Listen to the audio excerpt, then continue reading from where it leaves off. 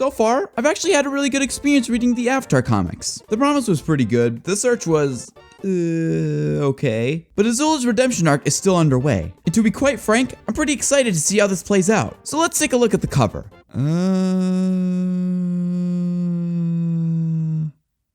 I got nothing. Part 1. There's a man named Ukano, I'm probably pronouncing that wrong, who failed as the governor of the New Ozai. Ukano is then offered a chance at redemption, saying that because Zuko is weak, he's not capable enough to protect him and his family and overall his entire nation. Ukano, in disbelief, tells them that they are a fable, an old tale, a lie. But they tell him that in reality, they are the truth. Also, I'm calling it right now, the person in that mask is 100% Azula. In the previous comic, she called Zuko a weakling about 1,000 times, and to be quite frank, this is something that Azula would do. Intimidate a person with fear to make them do whatever she wants? She did the same thing with Mai and Ty Lee, for goodness sake. However, at the same time, she still has a chance for a redemption arc, so this is probably just me making guesses prematurely. Anyway, Ukano announces to the New Ozai Society that they are going to take down Zuko because apparently Zuko ruling over the Fire Nation forced them to go underground. Then a random kid asks Ukano if it's really a good idea to try taking out Zuko on the literal day he returns because the guards will most likely be, well, on guard more than usual. And Ukano goes on about how their nation is in danger and that they need to ensure their safety and all that. Cutting to the present day, Aang is riding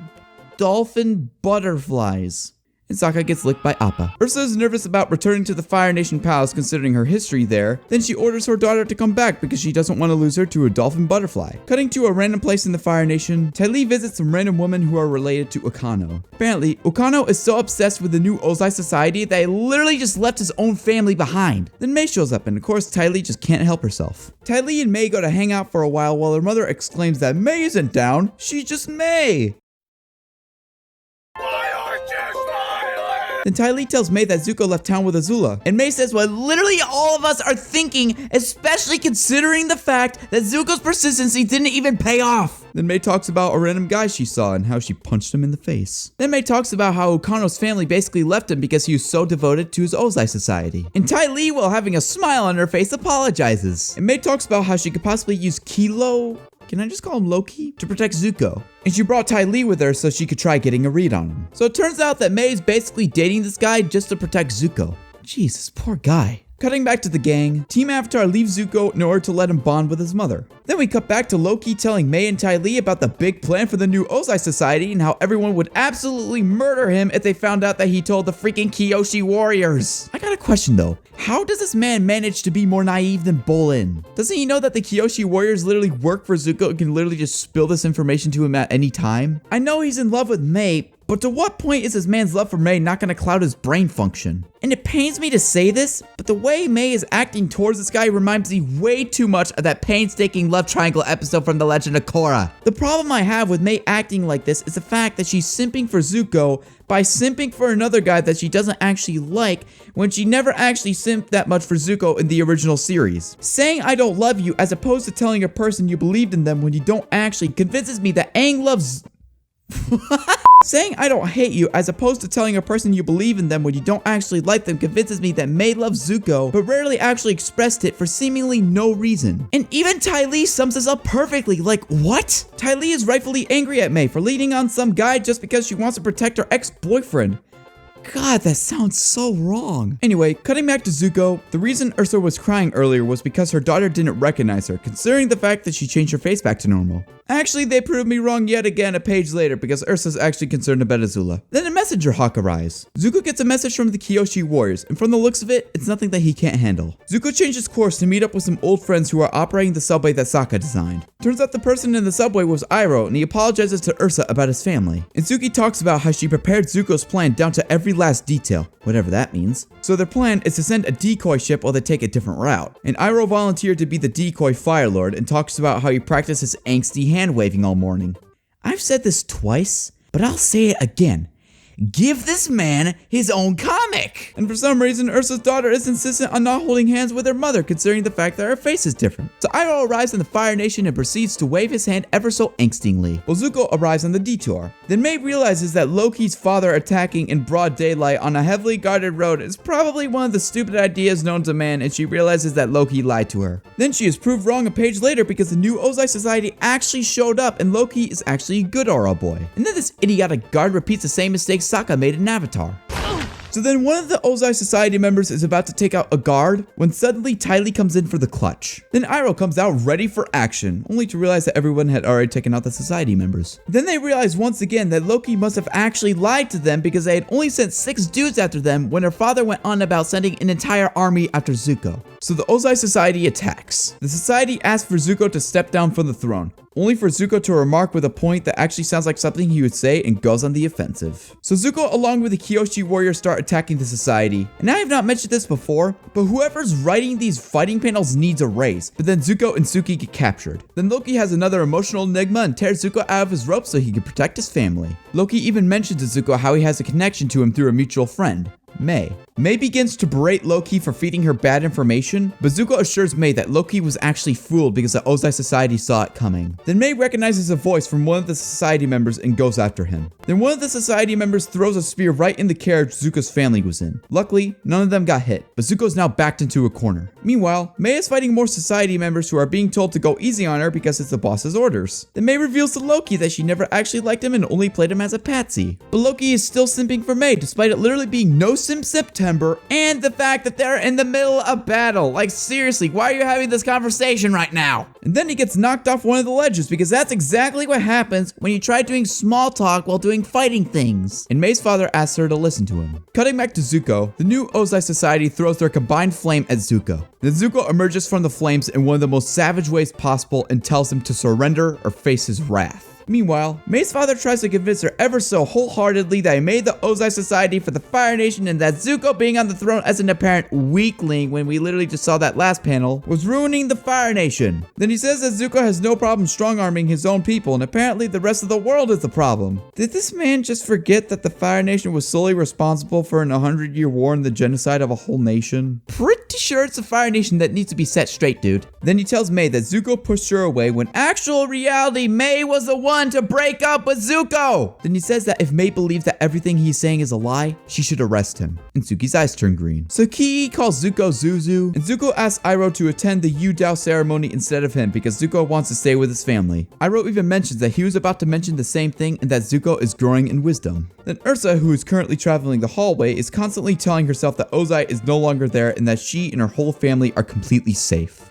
only to run into a giant painstaking portrait of Ozai himself. Then we cut back to Akano and the mysterious spirits from the beginning who show up to tell him that he failed and that he must suffer. He begs for more time to take down Zuko, but the result of him failing this time will cause him to lose all that he loves. 1 month later, May and Loki go out for a midnight stroll, and Loki once again says how he betrayed the Ozai Society because he loved May, and how for his whole life he always wanted to belong to something, but now he wants to belong to someone. Then the mysterious spirits show up at May's house, and one of them has Tom Tom. May tries to get Tom Tom back, but unfortunately they disappear before she can do anything. Then May tells the guards that the spirits were related to the spirits in the old stories that parents used to tell to the children in order to make them behave. Then Zuko shows up in order to help May find Tom Tom. Part 2. Aang along with the rest of Team Avatar minus Toph, sad react, plan to visit the South Pole. But just as they get going, a messenger hawk arrives. The message is from Zuko, and it says that he needs their help. So Aang has to return to the Fire Nation while Sokka and Katara head to the South Pole. So Aang arrives at Zuko's meeting, greets May, and is introduced to her new boyfriend. Then May tells Aang about the dark spirits that took Tom Tom. Then Ukano shows up and berates May for Tom Tom being taken away, saying that's all her fault when in reality it's actually his fault for making shady deals with shady spirits. And then he goes on about how the spirits are angry because Zuko apparently doesn't have a spine, and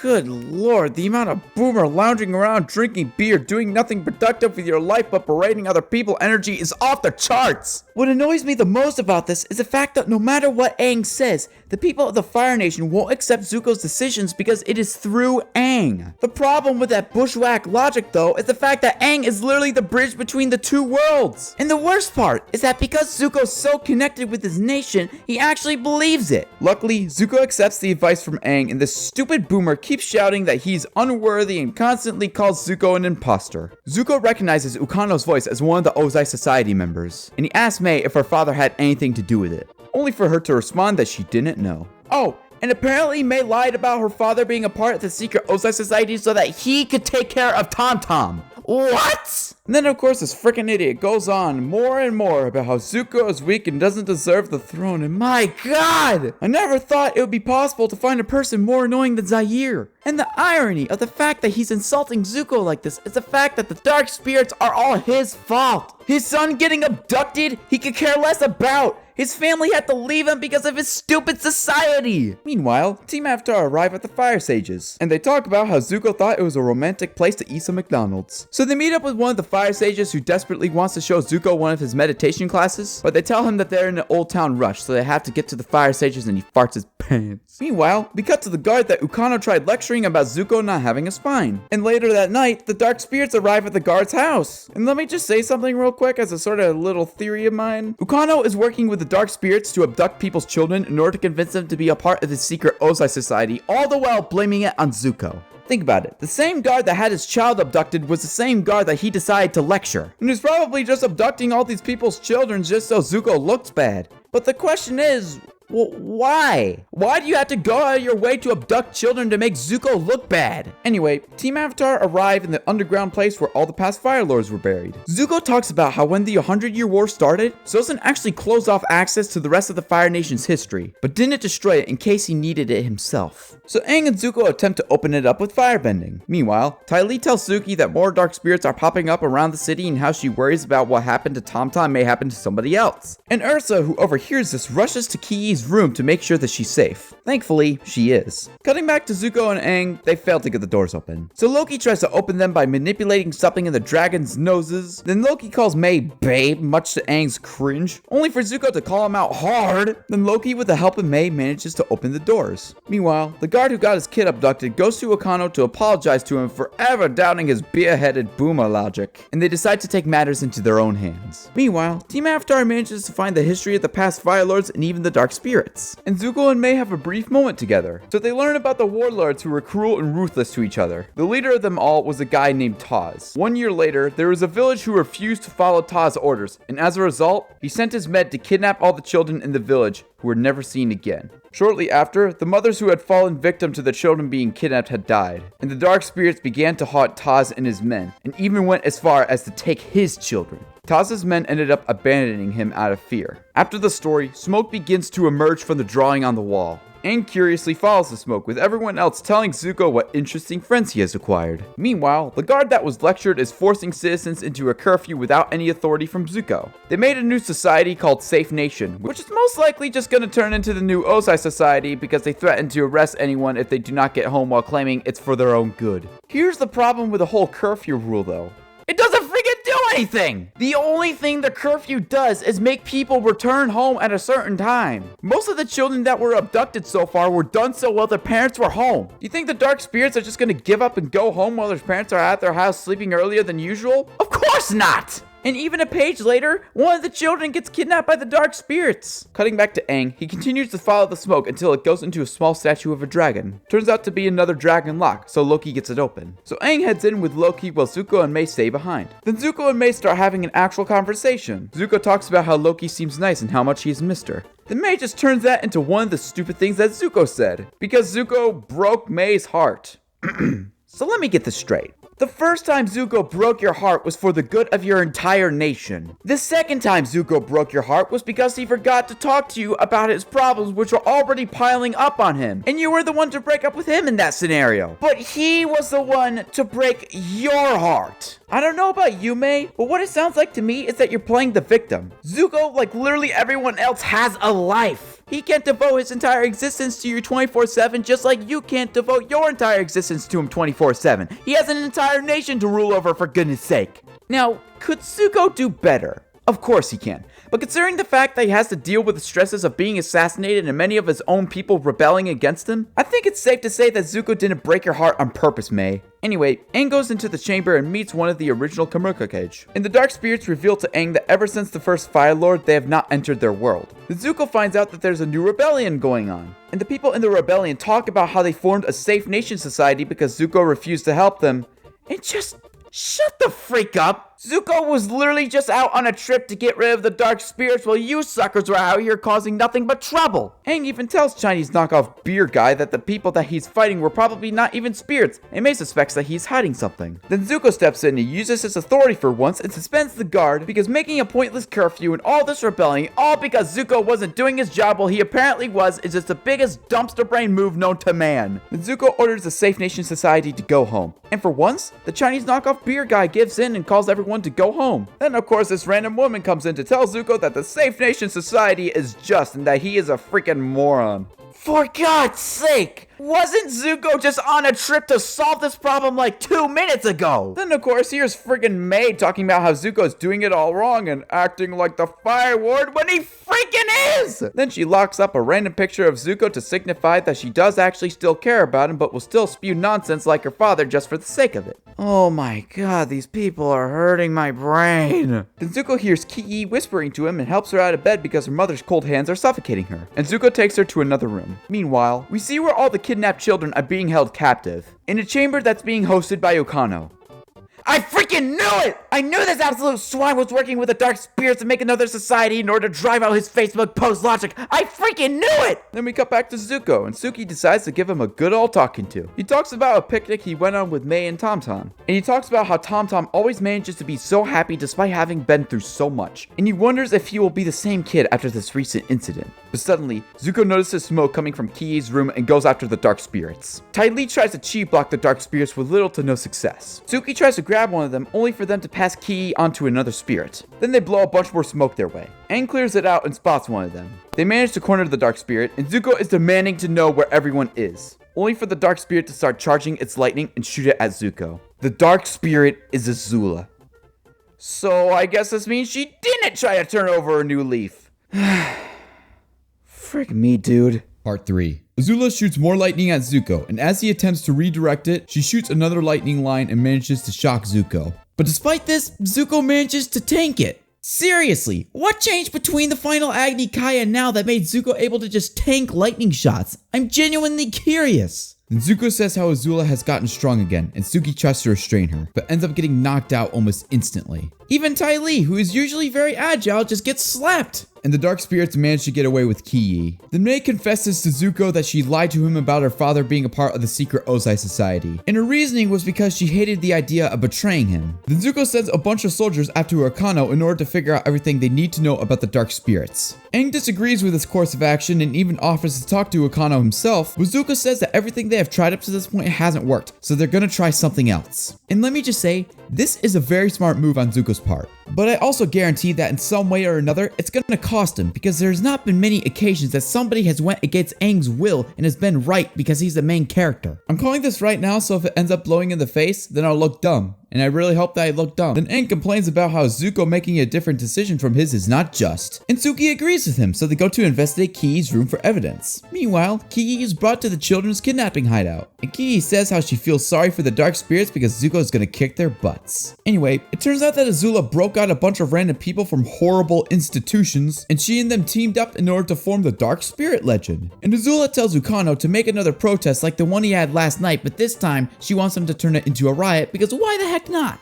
Meanwhile, Aang and the Kyoshi warriors are investigating Ki-Yi's room. They end up finding nothing in Ki-Yi's room, but what they do end up finding is a secret passageway that Azula used to use as a hiding spot when May and Ty Lee used to play hide and seek with her. Meanwhile, the guards manage to find the Safe Nation Society and arrest them, but everyone while protesting that their heroes is telling the guards to leave them alone. Then Chinese knockoff beer guy starts an all-out war between the guards and the protesters. All the while he just cowardly hides away in an alleyway. And even Loki gets arrested for being a part of Ukano's society at some point. Meanwhile, Iroh is flying back to the Fire Nation in time for Tea Appreciation Day. It may not be official, but he's Iroh. Does he really need a reservation? Meanwhile, the rioters are brought in and May sees that one of them is Loki. Zuko isn't so sure whether or not to trust Loki considering the fact that he betrayed his own society for his sake, but he decides to let him go anyway. And of course, he rubs the fact that he's dating May in Zuko's face because he's just such a good guy. Then Aang shows up to tell Zuko what he has discovered. But since the sun is about to go down, Zuko's insistent on needing a plan, otherwise the rioters will come back.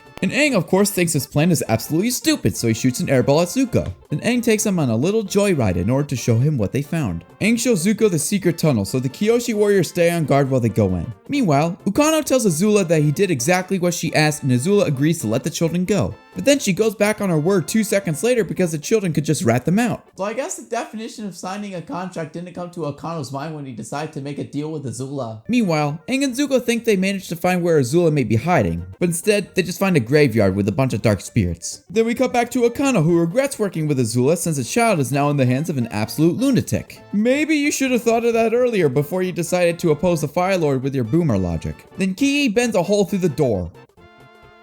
What? How? She isn't a descent from any firebenders? Last I checked, neither Ursa or Ikea man could firebend. How the crap is that even possible? That just bullcrap. Anyway, Team Avatar start fighting the dark spirits with varying degrees of success. Then Azula talks about the time she had with a bunch of mochi. She then tells how Mai kept whispering about the dark spirits and she was super curious about what that was until she just recently found out. Then Azula shoots lightning at Loki only for it to Literally bounce off his freaking back. Then Zuko steps in and clashes with Azula. Azula starts to flee and Zuko goes after her. Meanwhile, Ukano is leading the children to the exit, only to get stopped by more of the dark spirits. Meanwhile, Ursa talks about how her daughter no longer sees Ursa as her mother now that her face has changed. And she asks Iroh how he dealt with his son's death. He tells her that he never truly got over it, but learned to see his fear with unclouded eyes. Meanwhile, Aang is still fighting the dark spirits and realizes that everybody is missing. He then manages to find the hideout where all the kids were and is met by 2 more dark spirits. Cutting back to Zuko, he manages to catch up to her. He talks about how Azula seems to be better, and she tells him that he isn't just better, but stronger too. Meanwhile, Aang, while still fighting the dark spirits, breathes in a little smoke and gets knocked out. Luckily, Mai and Loki show up and take out the rest of the dark spirits. Where the freak were they before? Meanwhile, Zuko and Azula begin to clash once again. Zuko begins to struggle with Azula and tells her that even if she kills him, she will never become the Fire Lord. Then Azula tells Zuko that she never planned to be the Fire Lord, but was destined to make him the Fire Lord she always wanted to be. Then Zuko realizes that the children were set free and that they had won. But Azula disagrees. She says that within the last 24 hours, Zuko has shown the ruthless Fire Lord that he could be and tells him that in that sense, it would be like she's the Fire Lord once again. And she tells Zuko to take his own advice and accept it, because that is who he is. Then Ukano goes to jail with Mai telling him that he deserved it, but she will also remember him for his bravery to America for looking at Azula. Then Zuko talks to everyone in the Fire Nation. He acknowledges the fact that he didn't respond well, and promises to do better. And Azula, while watching from afar, mockingly says, "How touching." Then for some weird reason, Mai breaks up with Loki. Okay, seriously. What was the point of your entire relationship drama if you're just gonna break up with Loki? He's actually a good guy. He didn't even mess up like Zuko. Did you really just break up with him because he wasn't your type? I'm about to get all the Mai fans on my back for this, but Mai 100% deserves what's coming to her. She's broken up with Zuko, broken up with a guy that actually treated her right. Basically describing r/nice guys, but you get what I'm talking about. What the frick else does she want? Meanwhile, Ursa goes to visit Ozai. Ozai begins to yell at her, saying he promised that if he ever saw her again, he would end everyone that she had ever loved. But then Ursa realizes that Ozai, after all of these years, was just a small man trying to be something big. He never left any room for his son, his daughter, or even his brother. Then Ursa returns to Ki, and Ki for once is happy to see Ursa. Why? Okay, so here are my final thoughts about the comic. First, I'll talk about the things I liked. Pretty much everything, from the story and the action, it was done really well. I would say that this comic is overall better than The Promise and The Search. Now, for the things I didn't like. Azula's built up but wasted redemption arc. They built up Azula having an actual redemption arc within the first and second comic. And for some reason, they just sort of threw that idea out the window for this entire story. The entire reason I was excited for this comic was to see where Azula's story would go next. But instead, most of it just happens off page. For Azula to just come back to terms with her full strength. Mai's behavior and breaking up with Loki. What do I even say about this? Mai broke up with Zuko while he had the stresses of ruling over the Fire Nation, and then she broke up with Loki for literally no reason whatsoever. There was no dialogue, no nothing. It was just showing Mai outside a freaking window screen, breaking up with Loki. And now that I've said those things, I'm not really sure if I actually like this comic a whole lot. I'd say that overall, I'm gonna rate this comic a 6.5 out of 10. I came out of this comic feeling pretty disappointed. The search was basically rendered pointless because Zuko was acting like a huge pacifist towards Azula, only for her to go back to her old ways despite having inner conflicts with herself that begun because of the abuse Ozai put her through. While I understand that some characters can't necessarily have a redemption arc, especially people like Azula who are always bad from the start without anyone to really influence them, why would the voices of her mother suddenly go away once she started going back on the path that Ozai sent her on? It was that very same path that set her to go insane to begin with. Azula in the original series never really wanted to be the Fire Lord. All she really wanted was her father's love and approval. And when she didn't get it, she started having her mother flashbacks because she realized at that moment that she was only a tool for Ozai to use. Now, keeping that in mind, Azula goes to an insane asylum and had to suffer her mother PTSD for years to come, and she determines the best solution to getting rid of her PTSD is killing her mother, even though the reason it was caused in the first place was because of her father. Wouldn't it make more sense for Azula to have a turning point when Ozai betrayed her and used her as a tool, as opposed to her mother's love that she never actually wanted to accept in the first place despite actually wanting it? It doesn't make any sense to me that they set up a redemption arc for Azula so well, only to have it crashing down because Azula is only seen as an insane person that just simply cannot change. And from what we have seen from the original series, that was never the case. Azula would have never gone insane if she was truly as ruthless as Ozai was, and only cared to be the ruthless Fire Lord she always wanted to be. Ever since this comic came out, we don't know anything that happened to Azula, but considering the fact that it's been 4 years, I think it's safe to say that Azula being portrayed as a character we can have sympathy for is just no longer a possibility. But alas, that is all I have to say about the comic. I enjoyed this comic very much, all the way through, even if it didn't expand upon Azula's redemption arc. But unfortunately, this trail of disappointment has only just begun. Will you review the Korra sequel comics as well? Tell you what, if your comic gets 30 likes, I will do it. The last thing I want to do is experience more Korra content.